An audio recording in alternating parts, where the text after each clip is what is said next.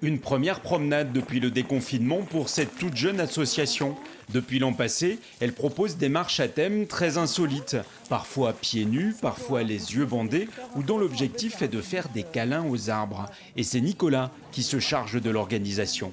Comme vous dites, la câlinothérapie aux arbres, on va choisir bien sûr un parcours où il y a évidemment des bois et des forêts. Bien évidemment, et si on va faire une marche à l'aveugle, où on est bandé, où on est guidé par les yeux d'un autre, on va surtout choisir des endroits où il y a les bruits de la nature. Donc c'est plutôt un cours d'eau, on entend le bruit de l'eau. Ce dimanche, la balade se veut méditative. Vous allez fermer les yeux et vous allez vous concentrer sur les bruits de la nature, tout simplement, et sur votre souffle. Méditer, c'est se recentrer sur soi-même, ce qui procure simplement du bien-être. C'est génial.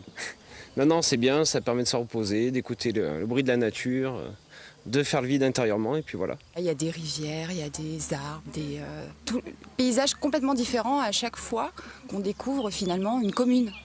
Voilà, on ne connaît pas où on vit.